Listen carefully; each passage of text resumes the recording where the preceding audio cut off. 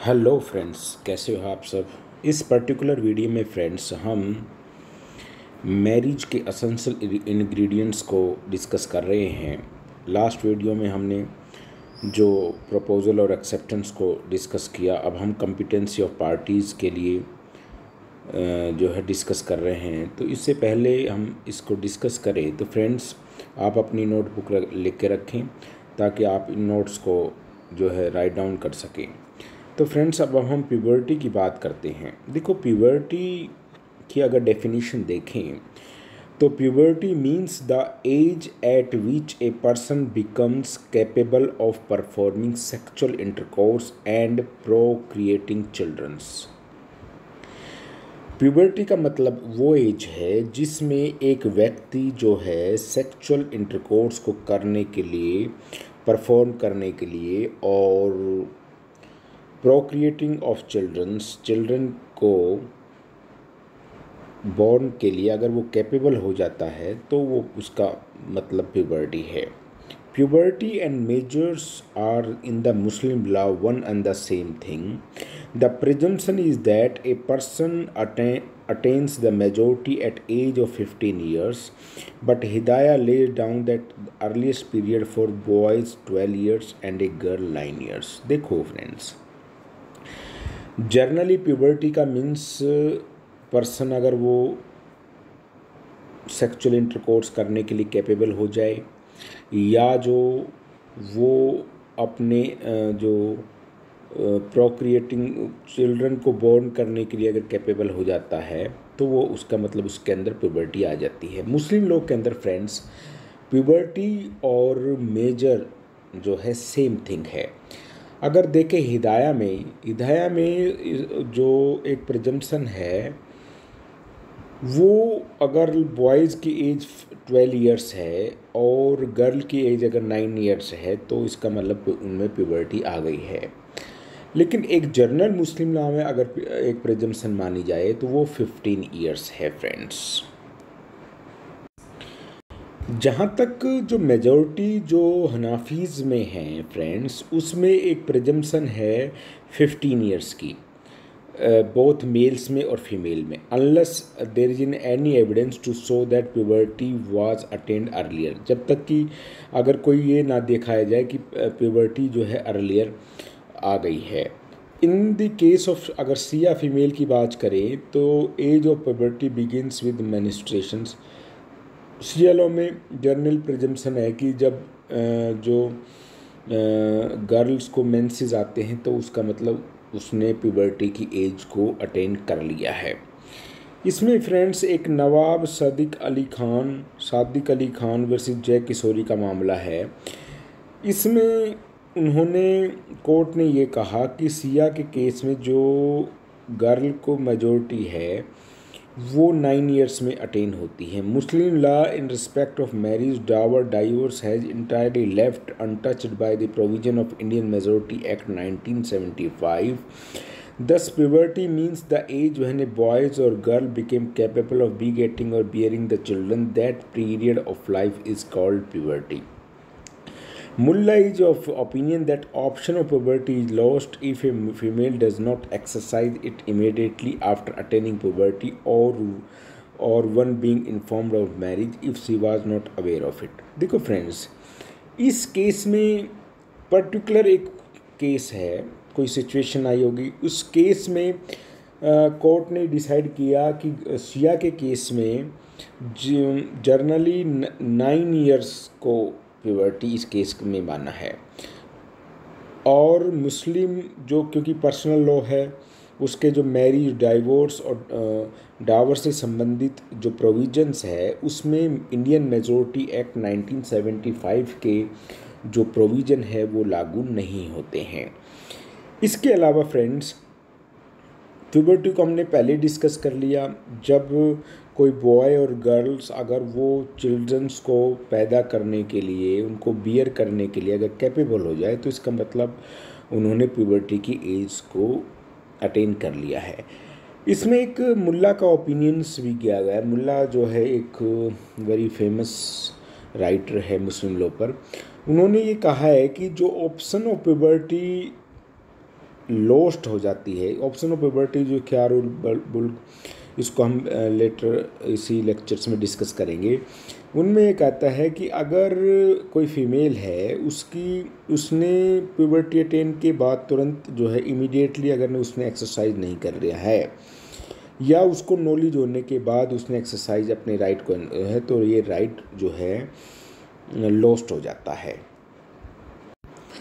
लेकिन जहाँ तक मेल की बात है फ्रेंड्स, उसमें ये राइट जब तक कंटिन्यू रहेगा जब तक वो उस मैरिज को जो एक्सेप्ट ना कर ले, नोटिफाई ना कर दे, आइदर एक्सप्रेसली और इम्प्लाइडली। फॉर इंस्टेंस बाई कोहेबिटेशंस अगर करता है या डावर के पेमेंट करता है, तो ये राइट जो है कंटिन्यू रहेगा जब तक वो उस मैरिज को एक्सेप्ट ना कर ले।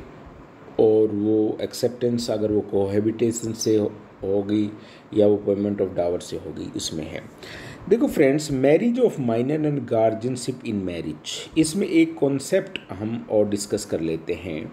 It should be noted that marriage of minor without the consent of guardian is invalid unless it is ratified after attainment of majority. देखो ये कहता है कि जहाँ कोई मैरिज माइनर की उसके गार्जियन की कंसेंट्स के बिना हुई है, तो वहाँ ऐसी मैरिज को इनवैलिड किया जाएगा जब तक कि अगर वो मेजॉरिटी होने पर अगर वो बॉयज़ और गर्ल उस मैरिज को एक्सेप्ट ना कर ले, उसको रेटिफाई ना कर ले। ठीक है।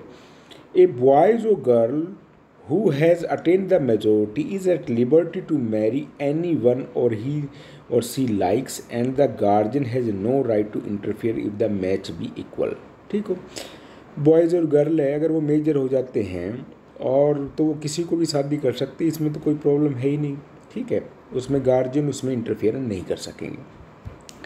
जहाँ तक फ्रेंड्स गार्जियन इन मैरिज जिसको जबर भी कहते हैं, गार्जियनशिप्स कौन कौन होता है मैरिज के लिए, एक माइनर की मैरिज के लिए कौन गार्जियन हो सकता है, कौन उसको उस मैरिज के लिए जो है कंसेंट दे सकता है। इसमें देखिए friends, the right to contract to give minor in marriage belongs successive to the following. इन व्यक्तियों को जो है होगा, सबसे पहले तो फादर, बॉय और गर्ल का जो भी फादर है वो, अगर वो नहीं है तो उसके पैटर्नल ग्रैंड फादर, उसका दादा वगैरह है, परदादा है, सरदादा है, ये सब पैटर्नल जो ग्रैंड फादर है वो। इसके अलावा उसका ब्रदर है, an other male relations on father side in the order of inheritance. उसके जो ब्रदर है या जो भी उसकी फादर की साइड में कोई भी मेल रिलेशन है, चाचा ताऊ वगैरह है, तो वो सब जो है उसके गार्जियन होंगे। इसके बाद नंबर 4 पर आती है मदर, अगर वो नहीं हो तो फिर मदर दे सकती है। उसके बाद maternal uncle and aunt and other maternal relations without prohibitions degree. देखो उसके बाद जो है मैटरनल, जो उसके अंकल है, मामा वगैरह है, मामा है, मामी है, और उसके मैटरनल रिलेशंस में कोई नाना वगैरह है, जो भी है, तो वो सब जो है उनको गार्जियनशिप्स का राइट है। वो माइनर को जो है गार्जियंस होते हैं और वो वैलिड कंसेंट दे सकते हैं और उसकी मैरिज करवा सकते हैं। देखो फ्रेंड्स, अब हम एक केस लो को यहाँ पर डिस्कस और कर ले। इसमें अब्दुल अहद वर्सेस सहा बेगम का केस है फ्रेंड्स। इस केस में क्या हुआ, it was held that a marriage of a minor girl even contracted by वाली इज इनवैलिड एब इनिशियो। देखो, अगर कोई मैरिज किसी गर्ल की वाली के भी द्वारा अगर वो मैरिज कॉन्ट्रैक्ट की गई है तो वो वॉइड है एब इनिशियो और वो इनवैलिड मैरिज है। इसमें एक पॉइंट आप नोट कर लीजिए, under Shia law only the father and paternal grand father howsoever are recognise as guardian for contracting marriage of minor. Shia law में फ्रेंड्स उसके जो फादर है और उसके पैटर्नल ग्रैंड फादर है, उसके पैटर्नल ग्रैंड फादर है, दादा परदादा वगैरह है, तो वो ही जो है गार्जियंस उनको ही माना गया है और वो ही मैरिज के लिए माइनर की मैरिज को करवा सकते हैं। ठीक है।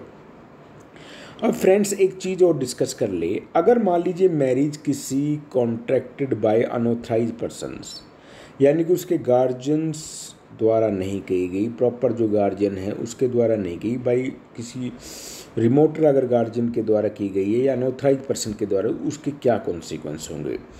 Friends, where marriage of minor was contracted by remoter guardians and nearer one is present and available, and such nearer guardian does not give consent to marriage, the marriage is void. But if it is ratified by the parties after attaining age of puberty, it is valid one.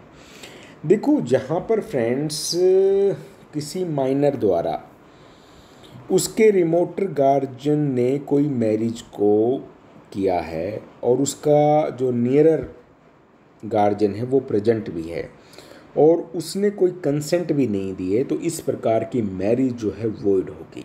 ये आप note कर लीजिए, कई बार examination में चीज़ों को पूछ लेते हैं। लेकिन अगर मान लीजिए वो माइनर गर्ल या बॉय अगर मेजॉरिटी के एज अटेन करने के बाद उस मैरिज को एक्सेप्ट कर लेता है तो वो वैलिड हो जाएगी, ठीक है। Apostasy of guardians for marriage, देखो जहाँ पर according to Mulla it is doubtful whether the right to dispose of minor in marriage is lost by apostasy of guardians from the Muslim faith under the Muslim law. देखो, मुल्ला का view ये है कि ये एक डाउटफुल है अभी तक कि जहाँ पर मान लीजिए कोई गार्जियन है, अगर वो कन्वर्ट हो जाता है मुस्लिम फेथ से किसी और रिलीजन के अंतर्गत, तो उसका जो राइट है उस माइनर के प्रति जो गार्जियनशिप का वो लॉस्ट हो जाता है या नहीं हो जाता है, ठीक है। लेकिन इसमें एक हिदाया की एक वर्ष हिदाया में कहा है, an apostasy has right to contract a minor in marriage, an apostasy has no right to contract a minor in marriage. देखो, उसमें कहा गया है कि हिदाया में तो ये कहा है 392 में कि जहाँ अगर गार्जियंस ने कोई फेथ को कन्वर्ट कर लिया है, किसी मुस्लिम फेथ से अगर उसने अपने धर्म को चेंज करके किसी और दूसरे रिलीजन में चल गया है तो उसका राइट लॉस्ट हो जाएगा। हिदाया में ये है। देखो फ्रेंड्स, अब हम एक बहुत ही important concept option of puberty ख्यार उल बुलुग को डिस्कस करेंगे। इसको क्या है, देखो फ्रेंड्स, कई बार क्या होता है कि in certain circumstances a minor contracted in marriage by guardian of marriage has the right of repudiating और ratifying the marriage contract on attaining puberty. This right of minor is known as the option of puberty ख्यार उल बुलुग। This option, thus option of puberty is the right of minor boy or girl whose marriage has been contracted through a guardian to repudiate or confirm the marriage on attaining puberty। देखो friends क्या होता है, कई बार क्या होता है कि minor की शादी बॉयज़ और गर्ल की शादी उनके गार्जियन के द्वारा कर ली देती है। जब वो मेजर होते हैं तो उनको राइट दिया गया है कि उस मैरिज को वो जो रेपुडिएट कर ले, उसको जो शादी को माने ही ना या उसको एक्सेप्ट कर ले प्यूबर्टी की एज अटेन करने के बाद। इस राइट को ही ख्यार उल बुलुग कहते हैं, ठीक है, उर्दू में इसको ही हम ख्यार उल बुलुग कहते हैं। This option of puberty is the right of minor, ये एक ऑप्शन ऑफ प्यूबर्टी है और एक राइट है माइनर बॉय और गर्ल को जिनकी मैरिज उनके गार्जियन द्वारा की गई है कि वो उस मैरिज को रखें या उसको छोड़ें या उसको रेपुडिएट करें या कंफर्म करें, ठीक है फ्रेंड्स। आफ्टर अटेनिंग मेजोरिटी, जैसे वो मेजोरिटी का अटेन करते हैं उसको रखें या छोड़ें, तो इसकी बात है। अब इसके बारे में अगर ओल्ड लॉ को अगर हम डिस्कस करें इन ऑप्शन ऑफ प्यूबर्टी, तो in old law if the marriage of minor has been contracted by his or her father or grandfather, he/she had no right to repudiate the marriage after attaining age of puberty. This disability has been removed by Dissolution of Marriage Act 1939. देखो friends, अगर old law में देखें तो जहाँ पर minor की शादी उनके गार्जियन के द्वारा कर दी जाती थी तो उनको ये ऑप्शन ऑफ प्यूबर्टी का जो राइट है ख्यार बुलुग का, ये राइट नहीं था। ना वो उस शादी को जो ना तो रेटिफाई कर सकते थे ना रेपुडिएट कर सकते, उन्होंने वो शादी माननी ही पड़ती थी, मतलब उनको राइट नहीं था। लेकिन इसके बारे में जो डिसोल्यूशन ऑफ मैरिज एक्ट जो 1939 जो पास हुआ, उन्होंने इस डिसेबिलिटी को रिमूव किया। ठीक है फ्रेंड्स, अब्दुल करीम वर्सेस अमीना बाई का केस है फ्रेंड्स, इसको आप देख लीजिए, इसको भी डिस्कस कर रहे हैं। इन्होंने कहा इस केस में it was held that A Muslim wife must exercise the option of puberty immediately on attending puberty and this right is lost if she permitted to consummate it thereafter.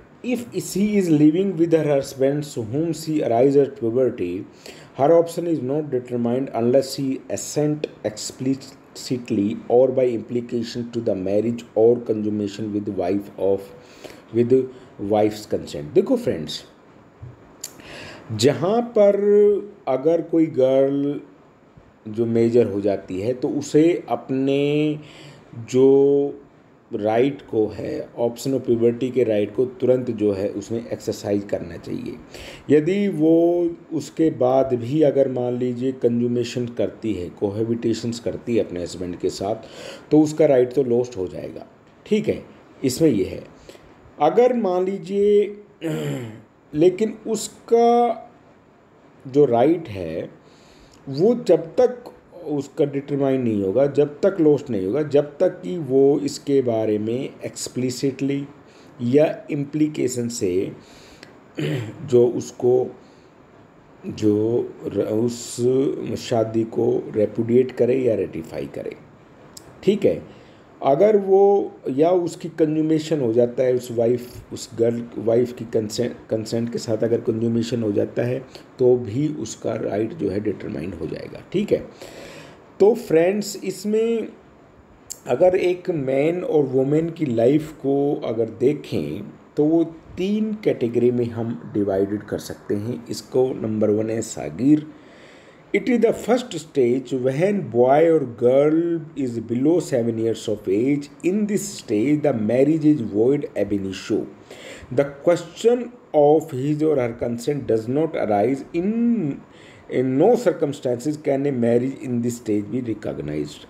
देखो, सागिर वो stage होती है, वो as होती है boy और girl की जो 7 years तक होती है, उससे नीचे 7 years तक जो हो जाती है। इसमें क्या होता है, इसमें अगर कोई मैरिज कर ली तो वॉइड अब इनिशियो है, तो इसमें तो कोई ऑप्शन ऑफ प्यूबर्टी के राइट की जो इसमें क्वेश्चन ये राइज नहीं होता। ठीक है, अब जो दूसरा है वो शरीरी जो ये कहते हैं सेकंड स्टेज में वो एज होती है बॉयज़ और गर्ल की जो 7 साल से ऊपर और 15 साल से नीचे, जो प्यूबर्टी की एज से नीचे है। ठीक है, यहाँ पर उसकी शादी तो हो सकती है, उनके गार्जियन जो है उनकी वैलिड कंसेंट से उनकी शादी हो सकती है, और यहाँ ही पर वो उसको जब जो इस राइट को ऑप्शन ऑफ प्यूबर्टी का राइट दिया गया है फ्रेंड।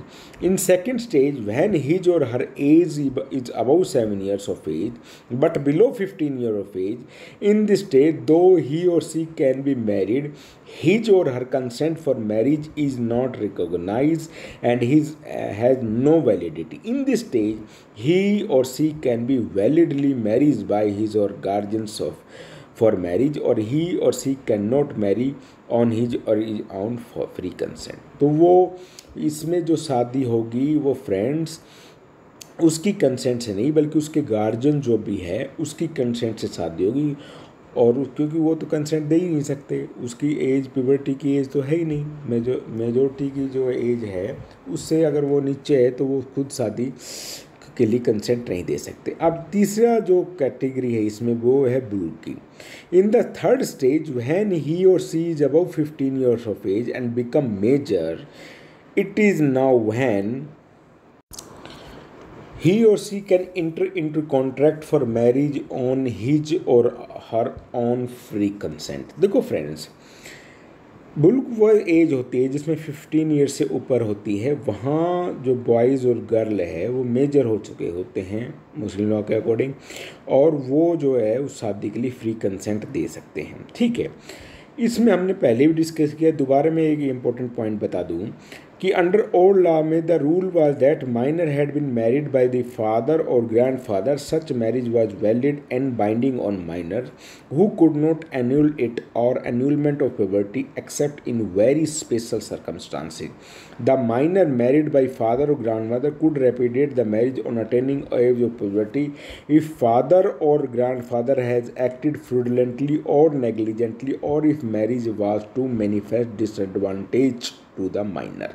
देखो फ्रेंड्स, इसमें ओल्ड लॉ में पहले भी हमने डिस्कस कर लिया, जर्नली अगर माइनर की शादी उनके ग्रैंडफादर वगैरह में उसके गार्जियन द्वारा की कर दी गई है तो वो उसको ऑप्शन ऑफ प्यूबर्टी का उसे राइट नहीं था जर्नल। लेकिन कुछ एक्सेप्शनल सर्कमस्टांसेस जिसमें वो एक्सरसाइज करते, जहाँ उसके जो गार्जियन थे उन्होंने फ्रॉडुलेंट कोई फ्रॉड किया हो या उनकी बहुत ही जो है उसमें शादी के बारे में नेग्लिजेंसी हो, या जो उन्होंने वो शादी उस माइनर के लिए बहुत ज़्यादा डिसएडवांटेज है, तो भी वो उस जो इन स्पेशल सर्कमस्टांसेस में वो एक्सरसाइज कर सकता था राइट को, वैसे वो नहीं कर सकता था।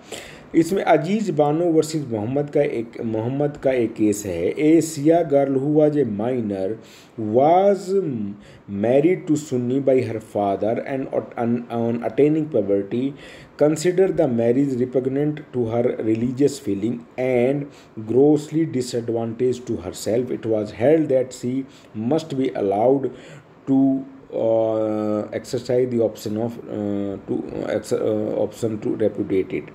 देखो यहाँ एक सिया गर्ल थी जिसने माइनर थी, उसने एक सुन्नी के साथ जो है शादी कर ली, और जैसे ही वो मेजर हुई तो उसने ऑप्शन ऑफ प्यूबर्टी का राइट जो एक्सरसाइज कर लिया, इस ग्राउंड पे किया कि उसकी जो शादी से उसकी रिलीजियस जो फीलिंग है और उससे काफ़ी जो है उसको डिसएडवांटेज हुआ है शादी करने से, तो कोर्ट ने उसको अलाउ कर दिया और उसकी मैरिज को रेपुडिएट कर दिया। Time of options by the females. देखो फ्रेंड्स, अगर in case of girl is aware of the marriage she must exercise this right to option puberty immediately on attaining puberty. Any unreasonable delay would deprive her right of options. देखो, girl को अगर जैसे ही वो aware होती है तो उसे इस राइट को जब ही इमीडिएटली एक्सरसाइज कर देनी चाहिए ऑन अटेनिंग प्यूबर्टी को जैसे ही वो एज को अटेन करती है तुरंत उसने ये काम कर लेना चाहिए। बाय द मेल्स की बात करें फ्रेंड्स, जहाँ तक मेल्स भी जो फीमेल की तरह उसको भी राइट ऑप्शन ऑफ प्यूबर्टी का दिया है, और वो जो ऑप्शन ऑफ प्यूबर्टी जो है उसको एक्सरसाइज कर सकता है और वो रेटिफाई कर सकता है ऑन अटेनिंग प्यूबर्टी के बाद एक्सप्रेस डिक्लेरेशन के द्वारा, अगर वो पेमेंट ऑफ डावर दे दे या कोहैबिटेशन कर दे। देखो फ्रेंड्स, मेल जो है उस जो ऑप्शन ऑफ प्यूबर्टी के द्वारा उस मैरिज को जो एक्सेप्ट करेगा वो 3 तरीके से कर सकता है। ये तो एक्सप्रेस डिक्लेरेशन कर दे मैं इस मैरिज को एक्सेप्ट कर रहा हूँ। दूसरा, अगर वो मान लीजिए कोई डावर अगर उसके लिए दिया गया उसमें अगर वो पेमेंट कर दे तो इसका मतलब उसने मान लिया। अगर कोहैबिटेशंस होता है हस्बैंड वाइफ के बीच में तो भी वो अगर साथ साथ रहने लग जाते हैं, कोहैबिटेशन होता है, तो उसको भी हम ये कहते हैं कि उसने रेटिफाई कर ली है। फ्रेंड्स, अगर ऑप्शन ऑफ प्यूबर्टी का अगर इफ़ेक्ट का है, देखो जहाँ पर ऑप्शन ऑफ प्यूबर्टी के द्वारा मैरिज को रेपुडिएट कर दिया जाता है, the marriage ceases to be marriage and consequently it is treated as having never taken place. तो उसका मतलब ये है कि उन अगर रेपुडिएट कर देते हैं ऑप्शन प्रोबेबिलिटी के द्वारा, उसका मतलब ये है कि वो मैरिज कभी हुई ही नहीं थी। ठीक है, अगर प्रेजेंट लॉ की डिस्कस करें फ्रेंड्स, तो इसमें the dissolution of Muslim marriage act 1939 has consider modified the old law of option probability. Prior to this marriage of a minor girl contracted by father or grandfather could not be repudiated by the minors on attaining puberty except in very special circum. देखो हमने पहले discuss कर लिया, और law में तो यही था कि अगर कर ली है माइनर बॉयज़ या गर्ल की शादी उसके गार्जियन के द्वारा, तो वो अन्यूल नहीं होती थी, वेरी स्पेशल सर्कमस्टांसेस में होती थी। लेकिन अब डिसोल्यूशन ऑफ मैरिज एक्ट का फ्रेंड्स सेक्शन जो 2 का सब क्लोज 7 है, उसमें ये कहा गया है कि a women married under the Muslim law shall be entitled to obtain a decree for divorce on the ground that she having been given by marriage by her father और other guardian before she attained the age of 15 years, repudiate the marriage before attained the age of 18 years, provided the marriage had not been consummated। देखो friends, उसको girl को ये दिखाना, women को ये दिखाना पड़ेगा कि उसकी शादी जो है 15 साल से पहले हो गई, और उसकी शादी के लिए उसकी शादी गार्जियंस या उसके फादर वगैरह गार्जियंस द्वारा की गई थी, और उसने उसकी ये एक्सरसाइज 18 साल से पहले उसने ऑप्शन प्यूबर्टी का राइट जो एक्सरसाइज होने कर दिया हो। लेकिन इसके लिए ज़रूरी है कि उसके बाद जो है ऑप्शन प्यूबर्टी अटेन करे बाद वो उनका कंज्यूमेशन जो है नहीं हो। Thus, it is no more necessary for her to show, as in old law, that father or grandfather had acted negligently or wickedly, nor it is necessary that she should exercise her right to option immediately on attaining puberty without any unreasonable delay। देखो, अब ये ज़रूरी नहीं है कि उसने ये नहीं दिखाने की ज़रूरत इसमें कि उसके जो गार्जियंस थे उसके द्वारा कोई नेग्लिजेंसी दी गई है, उन स्पेशल सर्कमस्टांसेस को दिखाने की अब आवश्यकता नहीं है डिसोल्यूशन ऑफ मैरिज एक्ट में। ठीक है फ्रेंड, इसके अलावा mere exercise of option of repudiations does not operate at dissolutions of marriage. The repudiations must be confirmed by court as regard minors males persons Ola still subsist. देखो friends, उसको खाली exercise ही नहीं करना उस right को, बल्कि वो court से कंफर्म भी करनी होगी, यानी कि उसके लिए उसको जो वुमेन को सूट फाइल करना होगा। ठीक है, तभी वो कंफर्म होगी और कोर्ट से कंफर्मेशन होनी चाहिए। खाली एक्सरसाइज जो है नहीं कर सकती, खाली एक्सरसाइज से वो मैरिज जो है एनुअल नहीं होगी। ठीक है, लेकिन जहाँ अगर मुस्लिम मेल की बात करें तो उसमें जो ओल्ड लॉ जो चला आ रहा है वो ही मतलब अब इसमें ओल्ड लॉ स्टिल जो है मुस्लिम मेल पर लागू होता है। तो friends, I hope that you have enjoyed my lectures. If you enjoy, please like and subscribe my channel so that you will get notification time to time. If you have any query, put your questions on the comment section. I will try my best to give the answer. Thank you.